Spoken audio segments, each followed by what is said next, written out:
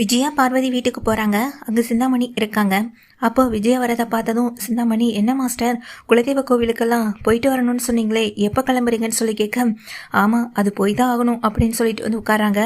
என்ன விஜயா, ஏதாவது திரும்ப குடும்பத்தில் ஏதாவது பிரச்சனைன்னு சொல்ல, வீட்டுக்குள்ளே பாம்பு வந்த நேரம் நல்ல நேரமாக இருக்காதுன்னு நீங்கள் எல்லாரும் சொன்னீங்க.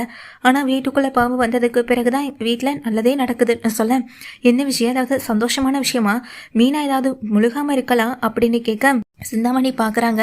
உடனே அதுக்கு விஜய சொல்கிறாங்க, அதெல்லாம் ஒன்றும் இல்லை, அந்த மீனாவுக்கு ஏதோ பெரிய ஆர்டர் கிடச்சிருக்கு அப்படின்னு சொல்ல, என்ன மாஸ்டர் சொல்கிறீங்கன்னு கேட்க, உடனே நான் சொல்கிறத கேட்டுட்டு அதை கெடுக்கணும்னு ஏதாவது ஒரு வழியை ஏற்பாடு பண்ணிட்டு இருக்காதீங்க சிந்தாமணி. அப்புறம் நானும் தான் அந்த வீட்டில் இங்கே கஷ்டப்படணும். கொஞ்சம் இந்த விஷயத்தில் நீங்கள் அமைதியாகவே இருங்க. அவள் பிஸ்னஸை கெடுக்கிறேன்னு சொல்லி கடைசியில் நீங்கள் தான் எப்போதுமே மூக்கறுப்பட்டு நின்றுட்டுருக்கவும் செய்கிறீங்க அப்படின்னு விஜயா சொல்ல, ஆமாம் ஆமாம், நீங்கள் இந்த விஷயத்தில் தலையிடாமல் இருந்தாலே போதும்னு பார்வதியும் சொல்கிறாங்க. என்ன மாஸ்டர், நான் எதுக்காக இதெல்லாம் செய்ய போகிறேன்னு சொல்ல, இப்படி தான் அன்னைக்கு வீணாவுடைய வண்டியை வந்துட்டு தூக்குனீங்க, இனி என்னெல்லாம் செய்வீங்கன்னு எனக்கு தெரியவே இல்லை. தொழில் காரணமாக தொழில் போட்டியாக நீங்கள் செய்கிறதெல்லாம் சரிதான், ஆனால் கடைசியில் இந்த வீட்டில் எனக்கெல்லாம் பேச்சு விழுகுது அப்படின்னு சொல்லிட்டு எங்கள் விஜயா சொல்கிறாங்க. மனோஜுக்கு ஒரு பெரிய ஆர்டர் கிடச்சிருக்கு, அதே இடத்துல தான் மீனாவுக்கும் பூ ஆர்டரும் கிடச்சிருக்குன்னு விஷயத்த சொல்ல, பரவாயில்லையே, 2 பேருக்கும் ஒரே இடத்துல நல்ல ஆர்டர் தான் அப்படின்ற மாதிரி சொல்லிட்டு இருக்காங்க. இதை கேட்டுட்டு எங்கள் சிந்தாமணியும், மீனாவுக்கு இவ்வளோ பெரிய ஆர்டரா அப்படின்னு கதிகலங்கி உட்காந்துருக்கேன். மாதம் 1 லட்சம் ரூபா அதில் லம்பாவே சம்பாதிக்க போகிறான். இதை இந்த முத்து எவ்வளோ பெருமையாக வீட்டில் பேசிக்கிட்டு இருக்கான் தெரியுமா. ஒரு மாதத்துக்கு 1 லட்சம் ரூபானா ஒரு வருஷத்துக்கு எவ்வளவுன்னு லிஸ்ட்டு போட்டே சொல்கிறான். அந்த மாதிரி அவள் அதிகமாக சம்பாதிக்க ஆரம்பிச்சிட்டா அந்த வீட்டில் அவளை நான் என்னால் கேள்வி கூட கேட்க முடியாது அப்படின்னு சொல்ல, இப்போ என்ன உனக்கு மீனா பணக்காரி இல்லைன்னு சொல்லி பேசினேன், இப்போ அவள் பணம் சம்பாதிக்க போகிறான்னு நினச்சி கவலைப்படுற, உன்னை நான் என்ன நினைக்கிறதுன்னு எங்கள் பார்வதி கேட்குறாங்க. விஜயா சொல்கிறாங்க, நான் ஒன்றும் அந்த மீனா வந்துட்டு பணக்காரி இல்லைன்னு நினச்சி திட்டினதெல்லாம் உண்மைதான், ஆனால் இப்போ அவள் பணம் சம்பாதிச்சு பெரிய பணக்காரி ஆயிட்டா, என்னை அந்த வீட்டில் கொஞ்சம் கூட அவள் மதிக்க போகிறதே இல்லைன்னு சொல்கிறாங்க. ஆமாம் ஆமாம், நீ தான் மீனாவை தப்பாக புரிஞ்சுக்கிட்டு இருக்க. ஏற்கனவே அந்த வீட்டுக்கு வந்த ஸ்ருதி என்ன உன்னை மதிச்சுட்டா இருக்கான் அப்படின்னு சொல்லும்போது விஜய் எதுவுமே பேசாமல் நிற்கிறாங்க. ஆனால் அந்த நேரத்தில் சிந்தாமணிக்கு இங்கே யோசனைக்கு மேலே யோசனை ஓடிக்கிட்டே இருக்குது. திரும்பவும் சிந்தாமணியை பார்த்து விஜயா சொல்கிறாங்க, இங்கே பாருங்கள் சிந்தாமணி, மீனாவுடைய இந்த தொழிலை கெடுக்கிற அப்படி இப்படின்னு ஏதாவது செஞ்சுட்டு இருக்காதீங்க, எதுவாக இருந்தாலும் இனி அதை நானே பார்த்துக்கிறேன் அப்படின்னு விஜயா வந்து சொல்லிட்டு அங்கேருந்து கிளம்பி போக சிந்தாமணியை வெளியே வராங்க. வெளியே வந்த சிந்தாமணிக்கு பயங்கர ஒரு யோசனையாக வருது. உடனே ரோஹிணிக்கு கால் பண்ணுறாங்க. இவங்க எதுக்கு எனக்கு கால் பண்ணுறாங்கன்னு ரோஹிணி கால் அட்டன் பண்ண, சொல்லுங்கள் அப்படின்னு சொல்லும்போது, என்ன பண்ணிகிட்ருக்கமா அப்படின்னு கேட்க, நான் ஷோரூமில் தான் இருக்குன்னு சொல்கிறாங்க. இப்போ தான் அவங்க அத்தை என்கிட்ட எல்லா விஷயத்தையும் சொன்னாங்க. சூப்பரு, என்ன இருந்தாலும் நீ அவ்வளோ பெரிய இடத்துக்கு இப்போது புதிய ஒரு பிஸ்னஸை வந்துட்டு ஏற்பாடு பண்ணி கொடுத்துருக்கேன், ரொம்ப சந்தோஷமாக இருக்குன்னு சொல்கிறாங்க. அதே நேரத்தில் எனக்கு ஒரு உதவி தேவைப்படுதுன்னு சொல்ல, என்ன ஆண்டி என்ன விஷயம்னு சொல்லி கேட்குறாங்க. அந்த மீனாவுக்கும் நீ ஆர்டர் எடுத்திருக்க அதே இடத்துல உள்ளவங்க அந்த 275 வீடுகளுக்கும் பூ கொடுக்குற மாதிரியான ஒரு ஆர்டரை கொடுத்துருக்காங்களாமே அப்படின்னு சொல்ல, ஆமாம் ஆண்டி அப்படிங்கிறாங்க. மீனா அந்த வேலையை பார்க்கக்கூடாது, நீ தான் எனக்கு அதுக்கு உதவி பண்ணணும்னு சொல்ல, இல்லை ஆண்டி என்னால் இந்த விஷயத்தில் உங்களுக்கு ஹெல்ப் பண்ண முடியாது, ஏன்னா இந்த ஆர்டரை வாங்கி கொடுத்ததே எனக்கு மீனா தான், அப்படி இருக்கப்போ நான் எப்படி உங்களுக்கு இந்த விஷயத்தில் ஹெல்ப் பண்ண முடியும்னு சொல்லி கேட்க, இங்கே பாரு, நீ எனக்கு இந்த விஷயத்தில் ஹெல்ப் பண்ணலை அப்படின்னா அப்புறம் மீனா அம்மாவுடைய வண்டியை தூக்க சொன்னது நீ தானு உன் அத்தை விஜயா கிட்ட என்னால் சொல்ல முடியும் அப்படின்னு சொல்ல, இதை கேட்ட உடனே ரோஹிணிக்கு பதட்டமாக போயிடுது. என்ன ஆண்டி இப்படியெல்லாம் மிரட்டுறீங்கன்னு சொல்ல, நான் உங்ககிட்ட ஒரு ஹெல்ப் கேட்குறேன், அதை உன்னால் செய்ய முடியாதா, நீ கேட்குற ஹெல்ப்பை மட்டும் நான் உனக்காக செஞ்சல அப்படின்னு சொல்ல, இதை கேட்டுட்டு ரோஹிணிக்கு ஒரே பதட்டமாக போயிடுது. இல்லை அதை நான் எப்படி செய்வேன்னு சொல்லி தயங்கி நிற்கிறாங்க. நான் சொல்கிற மாதிரி நீ செய்ய, இல்லைனா உன்னால் என்ன பண்ண முடியுமோ அதை செய்ய, ஆனால் அந்த மீனா அந்த வீட்டுகளுக்கு பூ கொடுக்க கூடாது, அது எனக்கு கிடைக்கணும், இல்லை எனக்கே கிடைக்கலனாலும் பரவாயில்ல, ஆனால் மீனாவுக்கு அந்த வாய்ப்பு கிடைக்கவே கூடாது அப்படின்னு சொல்கிறாங்க. இதை கேட்டதும் இங்கே ரோஹிணியும், சரிங்க ஆண்டி நான் ஹெல்ப் பண்ணுறேன் அப்படின்னு சொல்லிட்டு ஃபோனை வைக்கிறாங்க. ரோஹிணிக்கு ஒரே யோசனையாக இருக்குது, நான் எப்படி இந்த விஷயத்தில் அவங்களுக்கு ஹெல்ப் பண்ண முடியும், ஏன்னா மீனா தான் எனக்கு இந்த ஆர்டரை வாங்கி கொடுத்ததுன்னு சொல்ல, ஒரு நிமிஷம் யோசிக்கிறேன். இந்த ரோஹிணி, மீனா இந்த முத்து சொன்ன மாதிரி மாதம் 1 லட்ச ரூபாய்க்கு மேலே அதில் சம்பாதிக்க ஆரம்பிச்சிட்டாலும் கூட வருஷத்துக்கு லட்சக்கணக்கில் சம்பாதிப்பாள். இப்போவே அந்த முத்துவோடைய ஆட்டம் தாங்க முடியலை, இதில் வேற அவங்க அதிகமாக லட்சக்கணக்கில் சம்பாதிக்க ஆரம்பிச்சிட்டாங்கன்னா அப்போது இனிமேல் அவங்களுடைய ஆட்டம் தாங்காது. அவங்க ஆண்டி சொல்கிற மாதிரி செஞ்சிட வேண்டியதான், ஆனால் பிரச்சனையில் சிக்காமல் செய்யணும் அப்படின்னு எங்கள் ரோஹிணி யோசனையாகவே நின்றுட்டுருக்காங்க. அதே யோசனையோட தான் அடுத்த நாள் எங்கள் காலையில் கிளம்புறாங்க ரோஹிணி. என்ன பண்ணுறது, மீனா இன்னைக்கு அந்த வீடுகளுக்கு முதல்லேருந்து பூ கொடுக்குறேன்னு சொல்லிட்டு இருந்தாங்களே, அதுக்கு பிறகு என்ன நடக்க போகுதுன்னு தெரியலையே அப்படின்னு நினச்சிட்டு இருக்காங்க. நாம் வேற இப்போ அந்த வீடுகளுக்கு தேவையான பொருட்களுக்கு எல்லாமே எங்கள் பணம் போண்டு வாங்கி வச்சாச்சு. இதை இனிமேல் டெலிவரி பண்ணுறது மட்டும்தான் நம்ம வேலை. அதுக்குள்ளே மீனாவுக்கு முதல் வேலையாக பூ கொடுக்குற வேலை ஆரம்பிச்சிட்டாங்க. சிந்தாமணி வேற நம்ம மிரட்டிட்டு இருக்கான் அப்படின்னு நினச்சிட்டு வெளியே வந்து யோசிக்கிற ரோஹிணி. என்ன ரோஹிணி யோசிக்கிற, கிளம்பலாம் அப்படின்னு சொல்லிட்டு காரில் போய் மனோஜ் உட்காரன். மனோஜ் அப்படின்னு சொல்லிட்டு உள்ளே போகிறேன். எங்கள் ரோஹினி என்ன பண்ணுறாங்க, கேட்டுக்குள்ளே கிடக்குறாங்க மீனாவுடைய வண்டியை பார்க்குறாங்க. இந்த வண்டியில் தானே மீனா போவாங்க அப்படின்னு நினச்சிட்டு அங்கே மீனாவுடைய பிரேக் ஒயரை வந்துட்டு கட் பண்ணி விட்டுறாங்க. சாரி மீனா, மன்னிச்சிடுங்க, நீங்கள் தான் எனக்கு பெரிய ஆர்டர் வாங்கி கொடுத்தீங்க, ஆனால் அதே நேரத்தில் எனக்கு என் வாழ்க்கை ரொம்ப முக்கியமே அப்படின்னு நினச்சிட்டு அதை வந்துட்டு கட் பண்ணி விட்டுறாங்க. அதுக்கு பிறகு மனோஜ் ரோஹினி 2 பேருமே கிளம்பி தன்னுடைய ஷோரூமுக்கு போகவும் செய்கிறாங்க. இப்போ இங்கேருந்து வண்டியை எடுத்துகிட்டு நேராக மீனாவும் பூ கொடுக்கறதுக்காக அந்த 275 வீடுகள் இருக்க இடத்துக்கு வந்துட்டு போகிறாங்க. முக்கியமாக எல்லா வீடுகளுக்கும் இல்லாமல் முக்கியமான கேட்டவங்களுக்கு மட்டும்தான் போக போக அந்த ஃப்ரூட் பொக்கேலேருந்து எல்லாத்தையுமே டெலிவரி பண்ணுற அளவுக்கு நம்ம வளர்ந்து வந்துடலான்னு ஒரு சந்தோஷ கனவோட ரெக்க கட்டி பறந்துட்டு மீனா அந்த வண்டியில் போயிட்டுருக்கும் போதே இங்கே ஸ்பீடு போகும்போது தான் அந்த இடத்துல வந்துட்டு அவங்களுக்கு பிரேக் பிடிக்கலன்ற விஷயமே தெரியுது. ஐயோ, வண்டியில் பிரேக் இல்லையேன்னு சொல்லிட்டு மீனா ரொம்ப பயந்து போய்ட்றாங்க. என்னாச்சு, பிரேக் பிடிக்க மாட்டேதுன்ற ஒரு பயம்தான் இங்கே மீனாவுக்கு அதிகமாக இருக்குது. சரின்னு சொல்லிட்டு மீனா வண்டியை ஸ்லோ பண்ணிடுறாங்க. ஸ்லோ பண்ணாலுமே இங்கே வண்டியை நிறுத்த முடியலை அவங்களால. அதனால் ஒரு சின்ன ஆக்சிடென்ட் ஆகிடுது மீனாவுக்கு. அதில் லேசான காயத்தோட மீனா தப்பிக்கவும் செய்கிறாங்க. மீனா வந்துட்டு இந்த மாதிரி படுக்க வச்சிட்டாலே போதும், ஒரு 10-15 நாள் அவங்க எங்கேயுமே போகாமல் வீட்டில் இருந்துட்டாலே போதும். அதுக்கு பிறகு அங்கே பூ கொடுக்குற வேலை மீனாவுக்கு கிடையாது. அதுக்கப்புறம் சிந்தாமணியே பார்த்துக்கிட்டாலும் சரி, இல்லை வேறு யாராவது வச்சு சிந்தாமணியே பார்த்துக்கிட்டாலும் சரி நினச்சிட்டு தான் ரோஹினி இதெல்லாம் பண்ணியிருக்காங்க. ஷோரூம் போனதுக்கு பிறகு விஷயத்த சொல்ல, இதைத்தான் உங்ககிட்டேருந்து நான் எதிர்பார்த்தேன், நீ எனக்கு ஒரு ஹெல்ப் பண்ண, பதிலுக்கு நான் உனக்கு ஒரு ஹெல்ப் பண்ணியிருக்கேன், அவ்வளவுதான், மற்றபடி இனிமேல் எந்த விதமான ஒரு கான்டாக்டும் நமக்குள்ளே வேண்டாம் அப்படின்னு சொல்லிடுறாங்க. இனிமேல் என்கிட்ட இந்த மாதிரி விஷயத்த சொல்லாதீங்க அப்படின்னு எங்கள் ரோஹினியும் ஃபோன் பேசிட்டு கால் கட் பண்ணிடுறாங்க.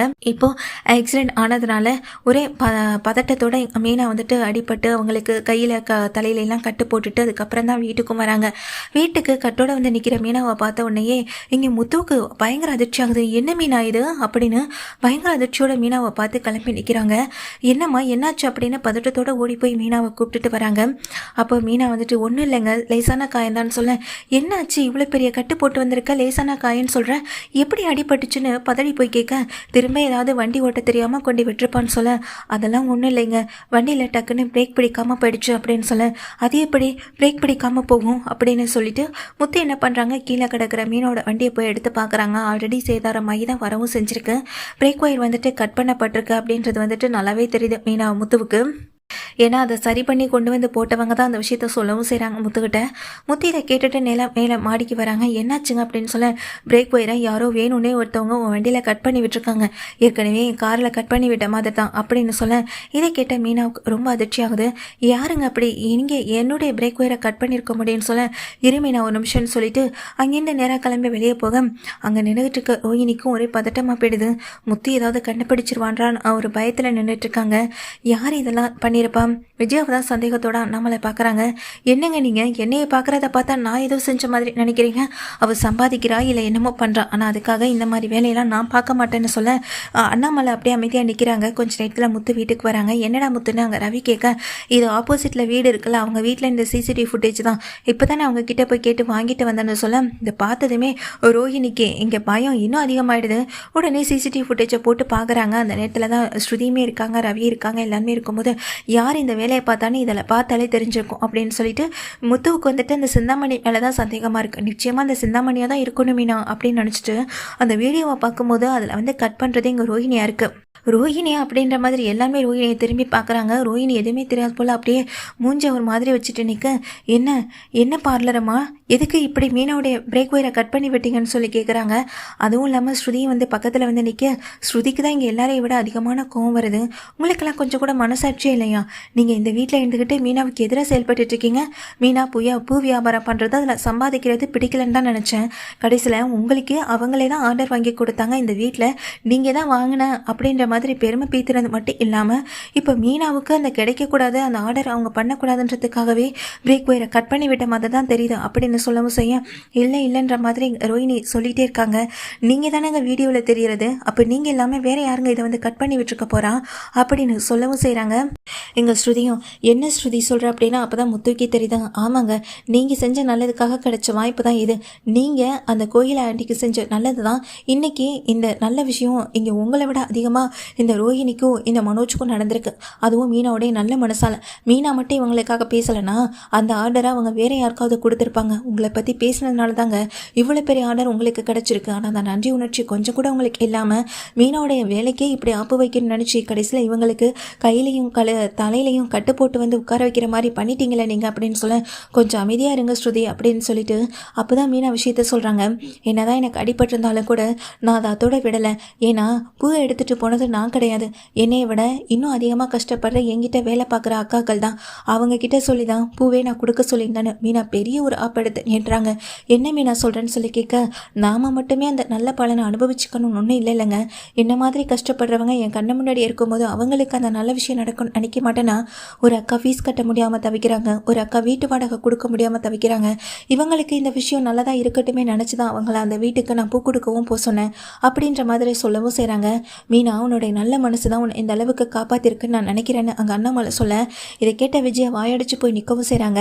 ஆனால் இது எல்லாத்தையும் பண்ணிட்டு எதுவுமே தெரியாது போல நிற்கிற உங்களை மட்டும் இந்த வீட்டில் நாங்கள் யாருமே மன்னிக்க மாட்டோம்னு ஸ்ருதி திட்டவும் செய்கிறாங்க. மீனாவுக்கு அப்போ தான் அந்த கோயில் ஆண்டிகிட்டேருந்து ஒரு ஃபோன் வருது.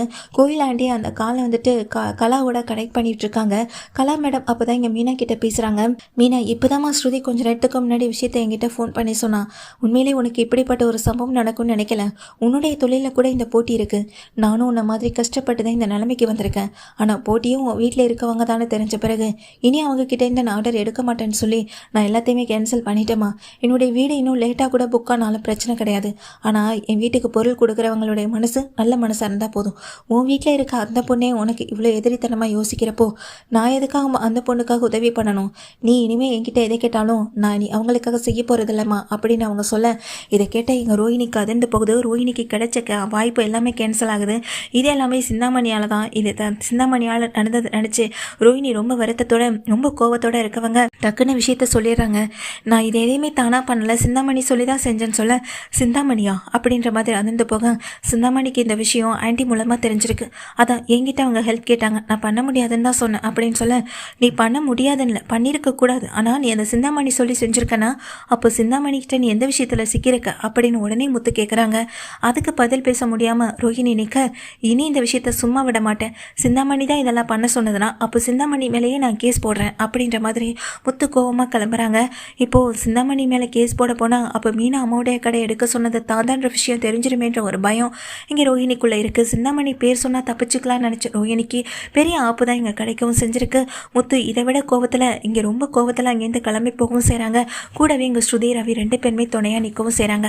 மொத்தத்தில் இந்த வீட்டில் சிங்கப்பட்டும் தாங்கிட்ட இந்த ஆர்டர் கேன்சல் ஆகி நிற்கிறது இந்த ரோஹிணி தான். உன்னே சிந்தாமணியையும் இனி நான் சும்மாவே விடமாட்டேன்ற மாதிரி தான் இங்கே விஜயா நிற்கிறாங்க. ஏன்னா உன்னால் என் பையன் வாழ்க்கையே இப்படி போச்சு. வீட்டுக்குள்ளே பாம்பு வந்த நேரம் சரியில்லைன்னு நினச்சேன், நீ வந்த நேரம் தாண்டி சரியில்லை. என் பையன் வாழ்க்கையில் என்னைக்கு வந்தியோ அன்னைக்கு அவன் வாழ்க்கை உருப்பிடாமல் போச்சுன்னு விஜயா கண்ணா பின்னான்னு திட்டிட்டு போகிறாங்க. மீனாவுக்கு நல்லது மட்டுமே தான் நடக்குது அவங்க நல்ல எண்ணத்துக்கு.